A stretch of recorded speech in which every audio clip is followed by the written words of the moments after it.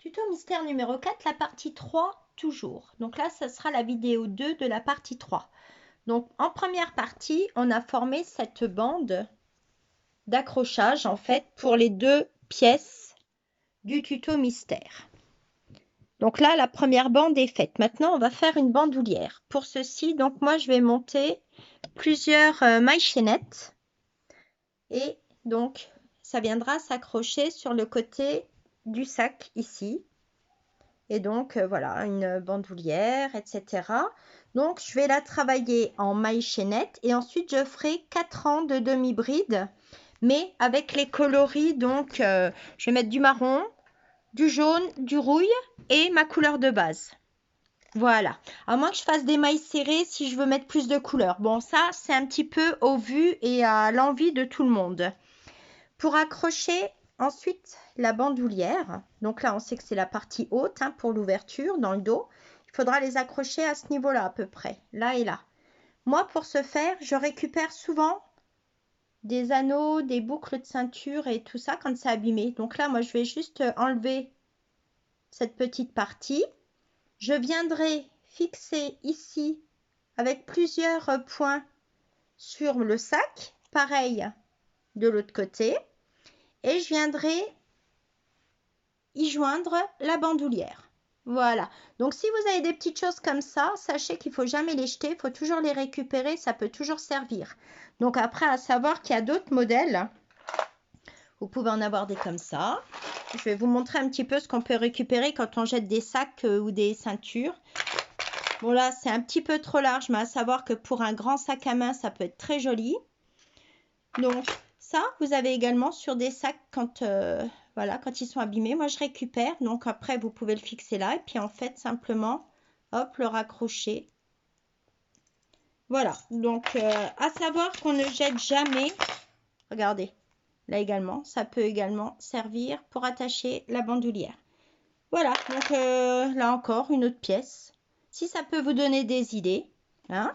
Donc, comme je vous ai dit, vous faites plusieurs points ici pour fixer et ensuite vous venez rattacher votre bandoulière de l'autre côté. Voilà. Et sinon, ben, ça a une simple couture, ça va également. Voilà, voilà. Donc maintenant, on va passer à la bandoulière. Je voulais encore vous montrer, il y a ce genre de choses qu'on achète dans les magasins de tissus. Bon, ben là, moi, je m'en étais servi quand j'avais fait des sacs en tissu. Mais si vous avez ce genre de choses, à savoir que vous pouvez également vous en servir. Voilà. Voilà, j'ai déjà monté plusieurs mailles pour la maille chaînette. Je vais juste regarder en fonction de mon ouvrage si ça me paraît assez grand ou pas. Hop. Donc si je le mets par ici et que je le mets par là, c'est encore pas assez grand parce qu'en fait il faut quand même que le sac puisse se mettre autour du cou d'un petit et sous son bras de manière à le porter en bandoulière. Donc je continue toujours.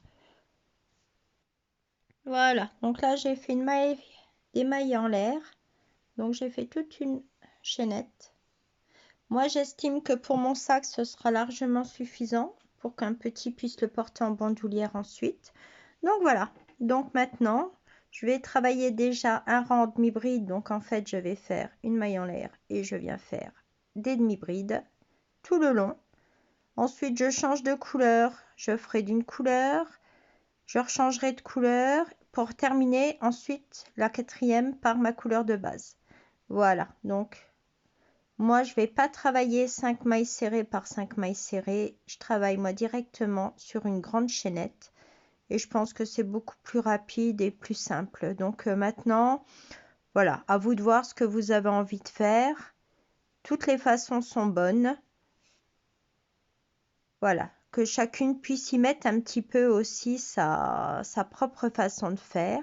C'est bien de pouvoir un petit peu modifier les sujets et d'y apporter sa propre petite patte.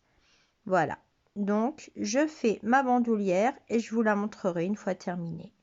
Je pense que là, je posterai une photo hein, pour la fin de cette partie. Voilà, bah écoutez, je vous souhaite bon crochet. Et on se retrouvera ensuite pour la partie numéro 4. Bye bye, gros bisous.